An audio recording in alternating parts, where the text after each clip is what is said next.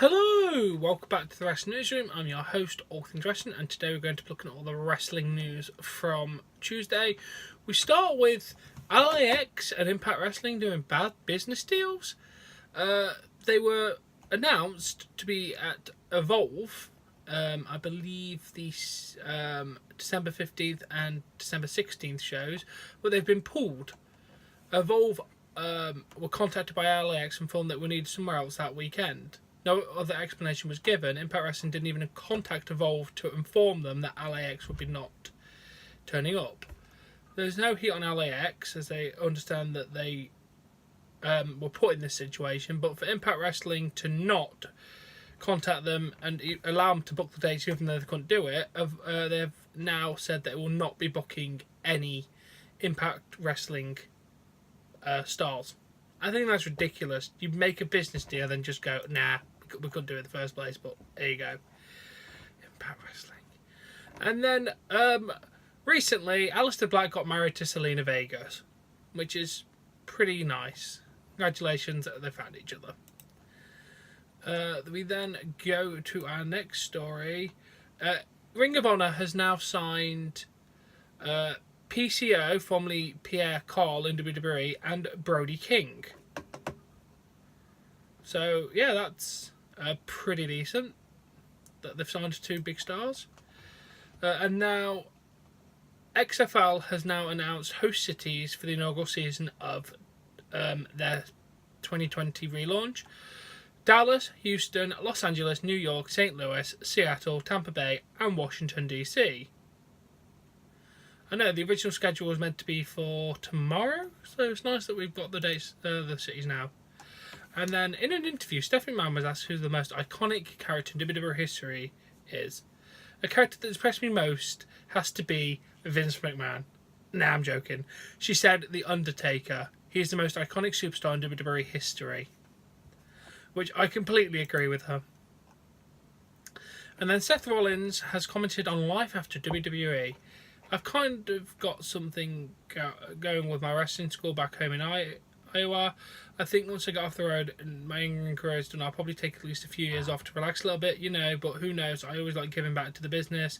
It's been my passion, like you said, my entire life. It's certainly something I feel like I'd be involved in one way or another for as long as I can, as long as I'm giving something, making progress, not just kind of stagnating. He did go on to say maybe being a manager or something like that, backstage ambassador, something like that, just the typical role of a retired WWE superstar. And then Riddick Moss has now returned to action at last weekend's NXT Live events in Jacksonville and Tampa, Florida. He was sidelined with a torn Achilles back in May. He is now back. He competed against Matt Riddle on Friday night and Evolve champion, I can't pronounce that name, last night. He lost at both nights. And then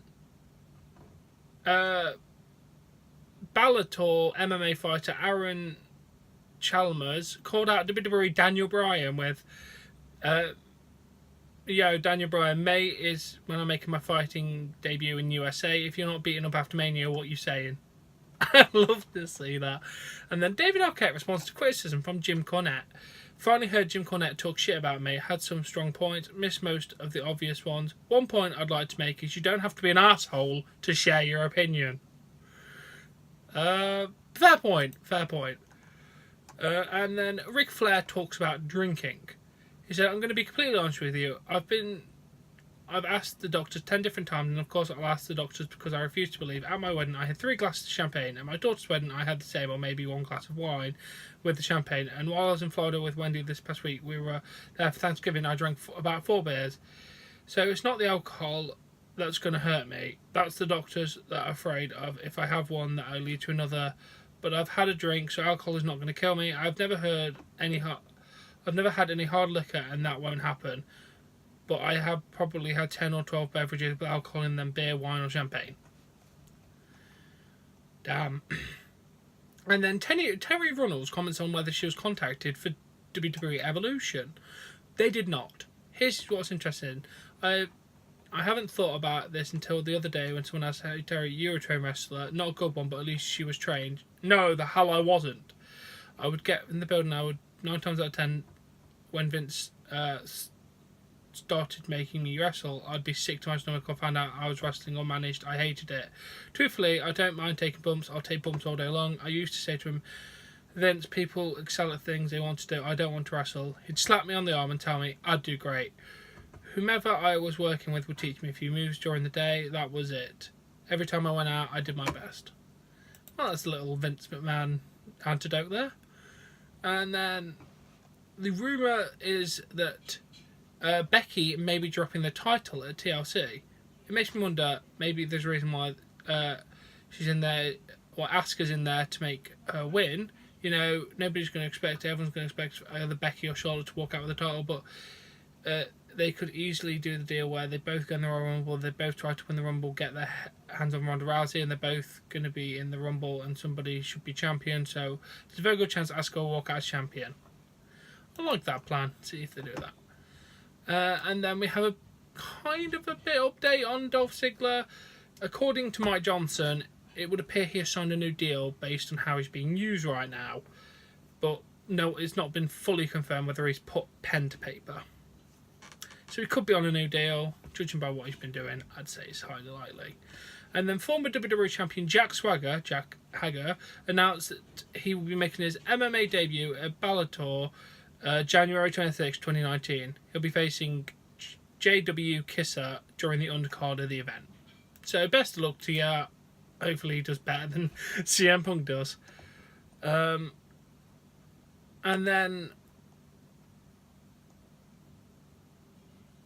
Vince McMahon sold $22.8 million of WWE stock November 30th.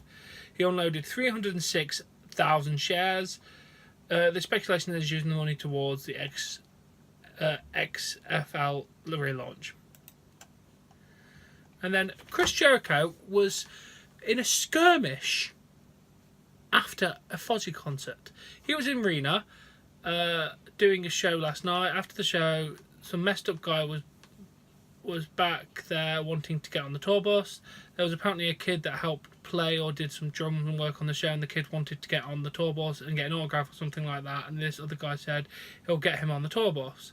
So he tried to get on the tour bus. I guess they don't want him on, and he ended up somehow sneaking on, and one of the guys on the crew saw him and they got into a fight, and the guy actually ended up with a broken collarbone because of the fight, and then he gets kicked out.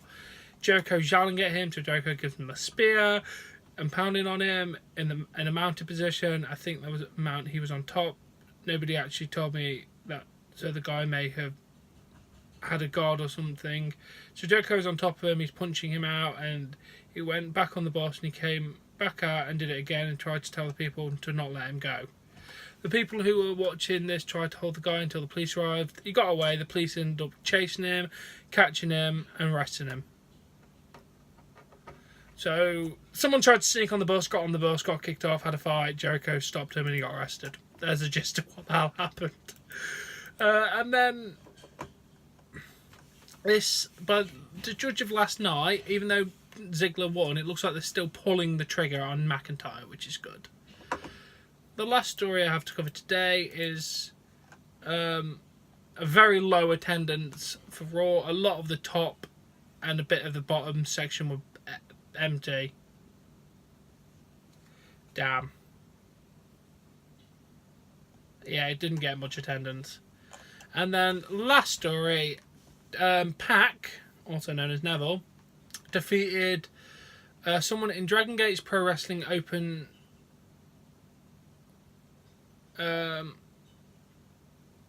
Beat someone in Dragon Gate's Pro Wrestling to win the Dream Gate title. So he's now the Dream Gate champion, the Dream Gate champion in Dragon Gate's Pro Wrestling, which is pretty decent. I like it. Let's go, Neville. You can do whatever you want. The sky's the limit, mate. You and your steroided up ass can get everywhere. Ooh, what's this? Anyway, that is the Wrestling Newsroom. I do hope you've enjoyed it. If you have, please give this video a like. Please support me on Patreon. Link in the description below. Subscribe to see more content, and I'll catch you later. Bye.